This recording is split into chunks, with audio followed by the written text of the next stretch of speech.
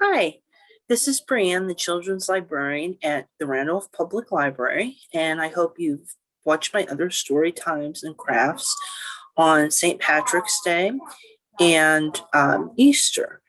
I want to touch upon a little bit. March is Women's History Month, and I have a couple picture books that are really good for children, kind of introducing them to some famous women in history. And the two I picked to show you, it's from the I Am series, and there's one on Helen Keller. There's one on Marie Curie, and I also have one that looks like this on Amelia Earhart. And they're not just female.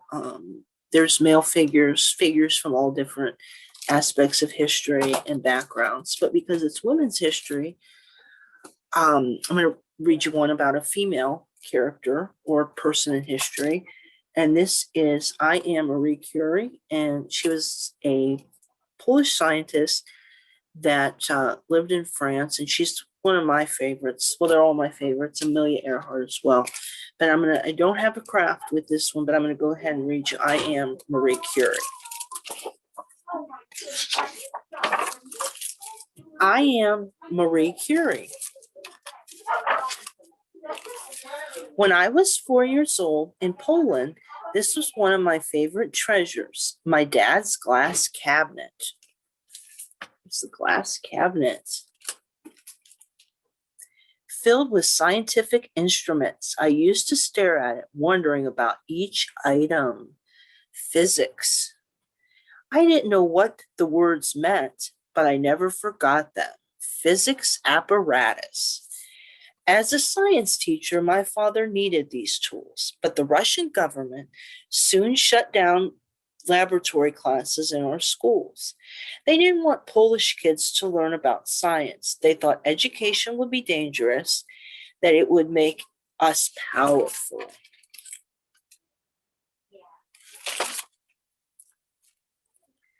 I really like learning. One day, my older sister was struggling to read. I picked up her book and read the first sentence easily. From the looks on everyone's face, I thought I made a mistake. How did you do that? You're only 4 years old. I don't know. Did I do something wrong? No, it was amazing. Back then, men didn't think girls could be good students, and they certainly didn't think we could be scientists. So boys were always trying to challenge me. So there they are, challenging her. Okay, I'm going to read this poem to you. If you're so smart, you should be able to write the whole thing from memory. You ready? I guess so. Think she'll be able to do it? Not a chance. So they're not being very nice to her. How's this? I don't believe it. She didn't miss a word. From the very start, there was one person who always believed in me, my dad. There's a picture of her dad. See that sunset, Manya? It looks like the sun's moving, but it's really Earth that's spinning. So he's teaching her about science. Manya was my nickname. Back then, we didn't have phones, TVs, or computers. So on Saturday nights were spent with Dad sharing one of the most powerful things of all, books. He read us classics like David Copperfield and one of his favorites, A Tale of Two Cities. It was the age of wisdom. It was the age of foolishness. So there's her dad reading to the kids. Growing up, life was hard. My mom and one of my sisters passed away. My father wasn't allowed to teach the subject he loved. We didn't have much money. To escape the hard times, I would read. Books were a place where I could enter another world and draw and dance. One night I danced so long, I completely wore out my shoes.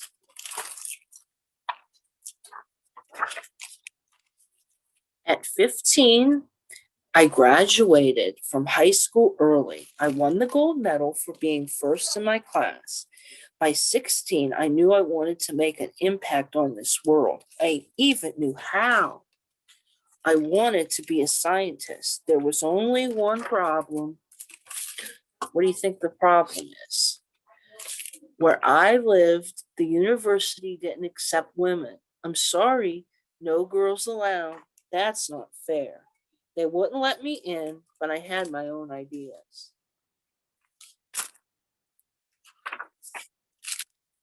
Lucky for me, someone started a secret college where they taught women subjects that no one else could teach us. It was called the Flying University. That's the coolest name, right? The college didn't really fly, but with more than 1,000 women enrolled, it was magical and powerful. This is called the periodic table. It lists every element we know, like hydrogen and oxygen.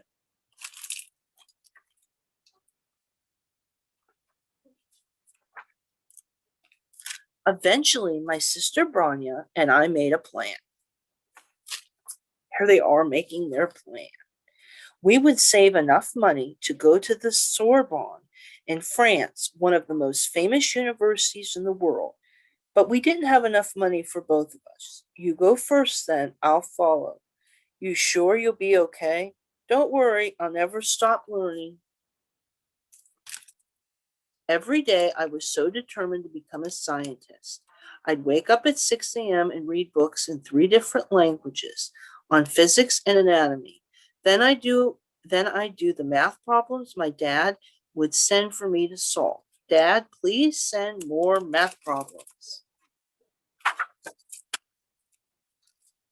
By the time I was 18, I was doing my own experiments and drawing my own conclusions. I also learned one of the most valuable lessons of all. You should never accept everything as it is. Life, like science, can always be made better. I do chemistry and physics experiments here. Watch this. Is this the one? Poof, poof. This is the first laboratory I ever had access to. It was run by my cousin. Watch this one. I had lots of accidents and failures. Making change is never easy. It's hard work. Finally, when I was 23, my dream came true. I became a student at the Sorbonne. I would dedicate my life to science. There she is at the Sorbonne. You sure you know what you're getting into? Absolutely. I felt like a new person with new power. When I got there, I even signed the registration book differently. Call me by my name, Marie. Like I said, making change isn't easy. I had to climb 6 flights of stairs to get to my room. I had a tiny stove and there wasn't much to eat. In the winter, it was so cold that water would freeze in the basin and I'd have to sleep under all my clothes. I know it sounds hard, but it was worth it to be able to study what I wanted. These were some of the best years of my life. Here's her room where she's cold, but she's enjoying the studying. The Sorbonne School of Science had 2,000 students. Only 23 were women, and only 2 of us were studying science. I was so nervous during my first exam, I could barely read it. But when the professors announced our scores, Marie Curie is first in her class. In 1893, I got my degree in physics. A year later, I got a second degree in mathematics. Soon after, I got married to a scientist, of course. Back then, people thought men were supposed to get jobs and women were supposed to stay home. Again, I had my own ideas. The only thing you're supposed to do is chase what you love. This is my husband, Pierre. When we had a daughter, people thought I would spend less time in the lab, but Pierre worked hard to make sure we were equal partners. My dad helped too by babysitting. There's their baby. This was my next lab, a crowded, damp storeroom. I started studying a chemical element called uranium. According to my instruments, it's giving off certain rays. These are filled with energy that we can study and use. I made up a new term for it, radioactivity. My husband found my research so exciting, he put aside his own work to join me. Together, we discovered two brand new elements, polonium and radium. Those ideas, based on my research, changed the way we looked at atoms and radioactivity. In 1903, I was nominated, along with my husband and another scientist, Henry Becquerel, for the Nobel Prize in Physics, one of the most prestigious awards in science. I was the first woman to win a Nobel Prize. At first, they incorrectly said it was just two men who did all the work. But Pierre wouldn't accept the prize until they told the truth and gave me credit. Because I was a woman, though, they wouldn't let me address the audience. So that's kind of sad. They wouldn't let her address the audience. Eventually, I became the first woman professor at the Sorbonne. Then my lab became the top place in the world for studying radium and measuring radioactivity. From there, I won a second Nobel Prize by myself, this time in chemistry.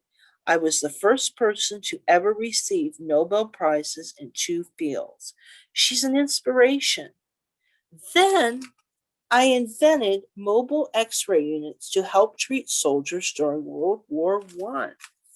So she's helping people with her technology.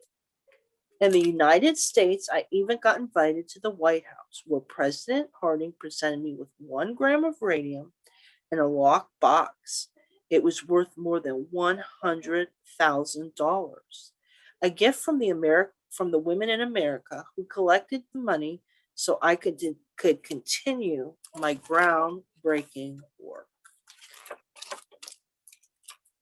In life, I was told that only boys could be educated, only boys could study science, and only boys could win awards. I had other ideas.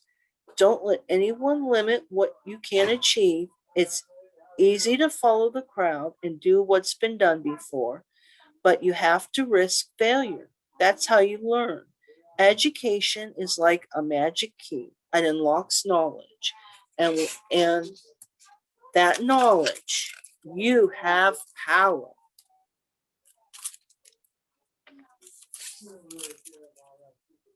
Science taught me to ask questions, experiment questions, fail, try again, and then try some more.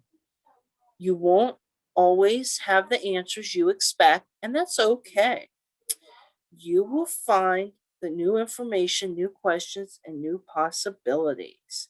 There's Elizabeth Blackburn, biologist, Sally Ride, astronaut, Mae Jemison, astronaut, Grace Hopper, computer scientist, Dorothy Hodgkin, chemist, Katherine Johnson, mathematician, and Lise Meitner, physicist.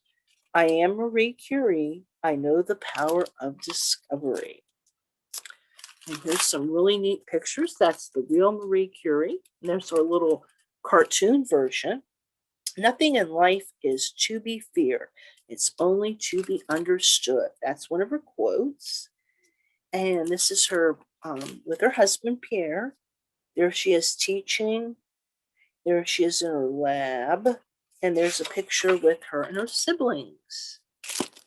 I hope you enjoyed the story and you come to the Randolph Library and check out our display for women's history in the children's section. And I will see you on our next session. Thank you very much.